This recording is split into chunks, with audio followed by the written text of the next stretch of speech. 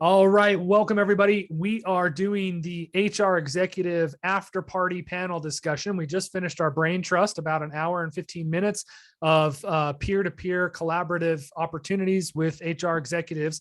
And we talked about a lot of fantastic things. Now, one of the things that has been trending in our group has been everyone's giving each other advice on how to deal with new managers or inexperienced managers, how to train them up. And that is actually what our panel discussion is going to be today. I have a group of, let's see, we've got eight HR executives that have some really pertinent experience and some great advice when it comes to this. So with that, I'm going to turn it over to the group and what's some advice you all would give when it comes to working with inexperienced or newly appointed managers. I'll go first. On our team, we've kind of recognized who our like superstar managers are that are really good at managing people. And we do try to set our new managers up with time with them and kind of a mentor relationship. And every new manager should have a mentor, and that's how we've done it here. And I believe I was the next one to raise my hand, and I'm going to jump in because I actually have to dash. So I have done the same thing that Amelia just described, and it is far and away the best alternative. I haven't always had that as an option. And when I haven't, I will sit down with a new manager. The most challenging ones to me have always been a newly promoted new manager as opposed to an outside hire. An outside hire comes in, their perception of themselves and others people's perception of them is that they're a manager.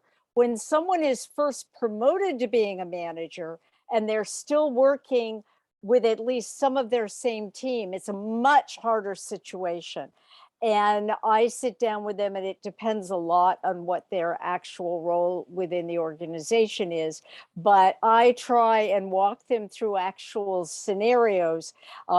You might encounter something like this.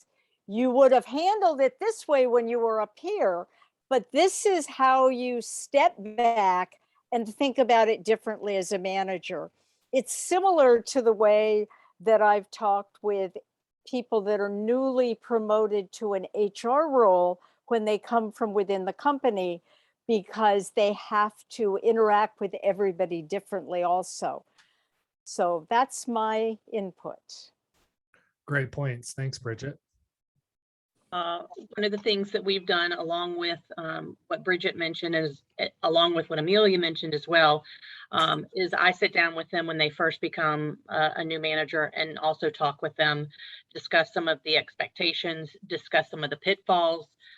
You know, a lot of it is social media these days. So we've had a lot of talks about, you know, you've been friends for a long time with these people, possibly. You might want to consider, you know, unfriending them as a manager in a manager role. So that's a big topic. But another thing that we have done is set up some manager meetings. I hold a monthly manager meeting with all the managers within the company. And the first thing that we do is really talk about what's going on within the organization and topics that I want everybody to know. But then the next is kind of an open forum where I let managers help other managers, whether it be payroll questions, whether it be how to use our payroll software, whether it be employee relations issues, or new managers. I introduce the new managers to the group and ask everybody to give them some thoughts and feedback, whether in that meeting or as an email follow-up. And it lets the new managers really know that they have a support group. They have a lot of other managers who are going through similar things, whether they're brand new or not, because let's face it, management challenges are management challenges, whether you're 1 day old or 1 year old or 10 years old with being in a management role. So that's also something we've done. Hi there. One of the core responsibilities I think we have as HR leaders when it comes to new managers is really giving this foundation setting conversation. And for me, that means really going back to FLSA exemptions and talking about, okay, I'm talking to a manager, whether it's a manager of process or a manager of people, they'll fit under a couple different exemptions as far as salary goes, right? So we're going to talk about administrative exemption. they are tasked with making decisions that are independent in judgment and with matters of significance to the company. Under the executive exemption, they're managing 2 or more employees, and they have the right to fire or hire. And those are big responsibilities, right? And so we talk about that and having that legitimate power, not only in the title, now that you have a manager in your title, but now you're actually, part of your compensation is in leading people or leading ideas for the organization. And that foundation setting is critical because it really ties in the significance of that new role. And so when you're managing teams, especially 2 or more full-time employees, and that new manager finally clicks and says, oh, wait, I'm part of my compensation isn't just the raise, it is tied to independent thinking or leading this team of people, they start to realize, okay, I have to make some decisions based on that. I have to. So you're kind of giving them this power that they didn't know they had just in title alone. That's one. And then the other piece, foundation setting, is verbally acknowledging the physical response and emotions that a manager is going to have in a crucial conversation situation. And quite often, those new managers are put into situations where they have to make quick decisions on their people or process, and it's not going to be received well. So simply acknowledging with that new manager, okay, here's your talk track. And most HR teams will do scripts for their new managers. They'll do talking points, I like to call them. But telling that manager, listen, let's role play this. Let's role play this before you actually, it's go time, via Teams or in person. Let's talk about this real quick. Tell me what you're actually going to say, because your body may feel a certain way. You're gonna have, dry mouth, and so we're acknowledging these body reactions. And I think that those two tools to put in their new box really help, at least in my experience. And I want to build on what Jamie just said too, around this is also something that we talk about at the interview stage when you're hiring somebody into a manager role too, that they setting the stage for them around what the experience will be and what's expected, especially if it's an internal person who maybe grew up on a team who now has shown leadership capability and could move into the next level. Just having that frank and honest conversation with them before they go into role about what the responsibility looks like and what they would need to do differently from what they're doing today is a super important step in helping them make the right decision. Because while very often they do the work really well, sometimes their leaders are choosing them because of their task completion versus leadership. So we have to help the person who wants that growth and development really understand what the responsibility is before they step into role.